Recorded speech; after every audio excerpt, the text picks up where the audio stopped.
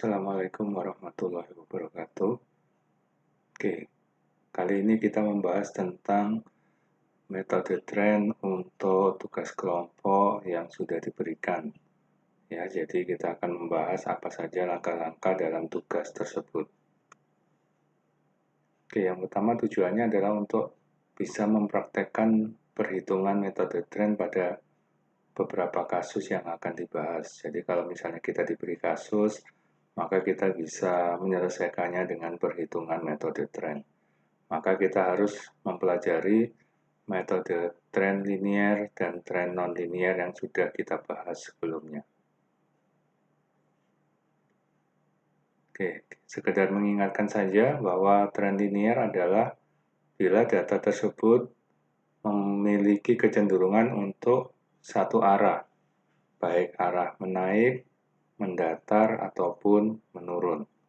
Jadi pada data tren linier ini datanya selalu naik, selalu mendatar, atau selalu turun. Tidak ada naik turun. Nah, ini disebut sebagai tren linier. Sebaliknya, tren non-linier bila data yang diberikan ini ada yang beberapa saat naik, ada juga yang turun.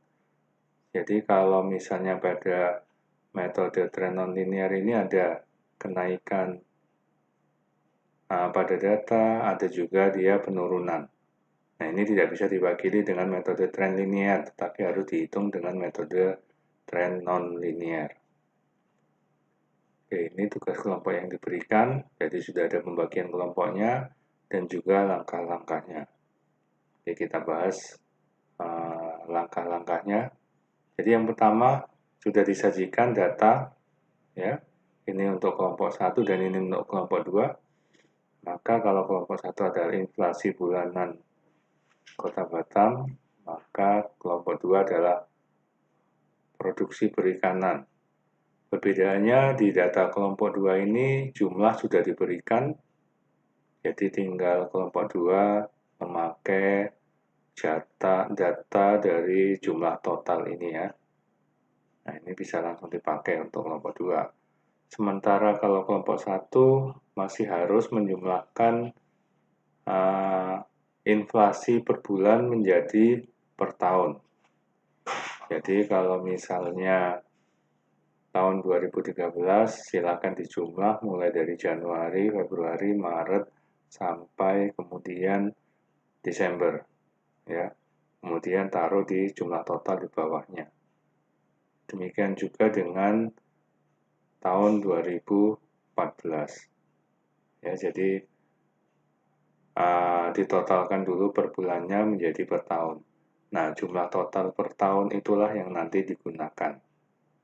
Oke, dari data ini silakan ditentukan apakah menggunakan tren linier atau tren non-linier. Sebagai contoh misalnya kelompok 2. Kita lihat datanya selalu naik, ya 28, 30, 32 di sini juga naik sampai 35 di 2016. Maka bisa disimpulkan untuk data kelompok 2 ini menggunakan tren linier. Nah, untuk kelompok 1 silakan diamati datanya, jumlah total apakah ada penurunan atau tidak, atau ada kenaikan atau yang ada yang naik, ada yang turun ya. Kalau misalnya ada dua data, misalnya ada yang naik, ada yang turun, berarti harus menggunakan non-linier. Oke, jadi kita tentukan dulu penggunaannya memakai metode tren yang mana. Kemudian baru dicari persamaannya, silakan dilihat pada materi sebelumnya untuk metode tren linier dan tren non-linier. Ya, ini persamaannya, silakan dihitung dengan menggunakan metode tren yang sudah kita bahas sebelumnya. Setelah itu baru didapat persamaannya, dan kalau sudah didapat persamaannya, masukkan nilai X ini pada persamaan, sehingga didapat nilai perkiraan YC. Ya, kalau ini dari total permintaan yang sudah ada dalam kasus yang diberikan, kalau untuk perkiraan YC ini harus dihitung dari persamaan yang sudah didapat, ya, sehingga nanti didapat per tahunnya, ya, berapa perkiraannya. Langkah berikutnya adalah dengan membuat grafik. Jadi sumbu Y adalah permintaan, sumbu X adalah tahun. Silakan dibuat perbandingan antara demand per tahun dan juga perkiraan per tahun. Ya. Nah, ini untuk langkah kelima. Langkah keenam adalah untuk mencari penyimpangan atas dan penyimpangan bawah.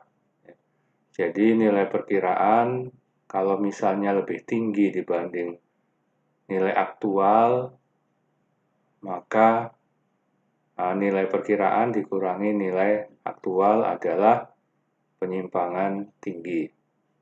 Kalau misalnya perkiraan itu lebih kecil dibanding aktual, maka aktual inilah yang dikurangi dengan perkiraan. Maka di sini disebut penyimpangan rendah. Demikian seterusnya sampai ke bawah. Sehingga didapatkanlah total penyimpangan tinggi dan penyimpangan rendah. Dan untuk rata-rata adalah dibagi dengan jumlah data pada kolom yang sama. Jadi kalau misalnya rata-rata untuk penyimpangan tinggi, maka total dibagi jumlah data yang ada di kolom tinggi. Ya. Kalau misalnya ini berarti kita bisa lihat untuk jumlah datanya adalah 1, 2, 3, 4, 5, 6, 7, 8 ya. Jadi ada 8 data. Ya. Nah, ini untuk mendapatkan rata-ratanya. Langkah selanjutnya adalah untuk kelompok 1 misalnya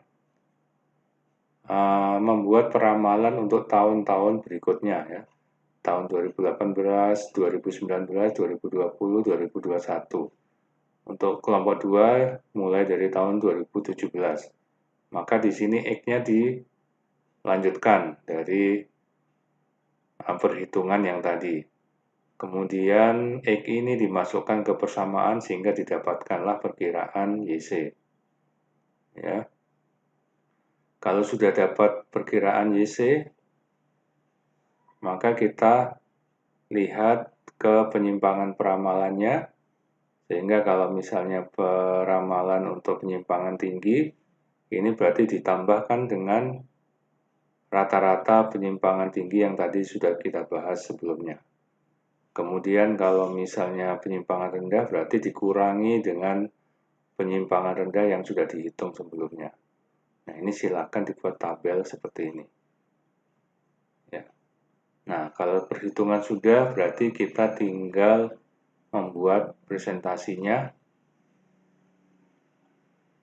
Paling tidak ada 8 slide. Jadi slide pertama tentu judul topik diskusi dan nama kelompok. Kemudian slide kedua tentang teori yang sudah kita bahas sebelumnya, silakan dicantumkan di sini. Slide yang ketiga, datanya dan sudah ditentukan apakah tren linier atau non-linier. Kemudian slide keempat adalah perhitungan untuk mendapatkan persamaan. Slide kelima, ini tabel hasil peramalan yang aktual. Kemudian slide ke-6 grafik yang tadi kita gambarkan. Slide ke-7 adalah penyimpangan tinggi dan penyimpangan rendah. Slide ke-8 adalah perhitungan peramalan untuk tahun-tahun berikutnya. Nah, ini silakan dibuat presentasinya dengan menggunakan slide yang sudah disediakan. Untuk slide selanjutnya, misalnya kesimpulan dan sebagainya, silakan dicantumkan juga. Nah, ini adalah tugas yang harus dikerjakan ya. Jadi sudah dibahas caranya, sehingga silakan untuk mempelajari metode tren yang sudah ada pada materi sebelumnya. Kemudian silakan dikerjakan tugas kelompok yang diberikan. Oke, jadi sekian presentasi kali ini. Terima kasih.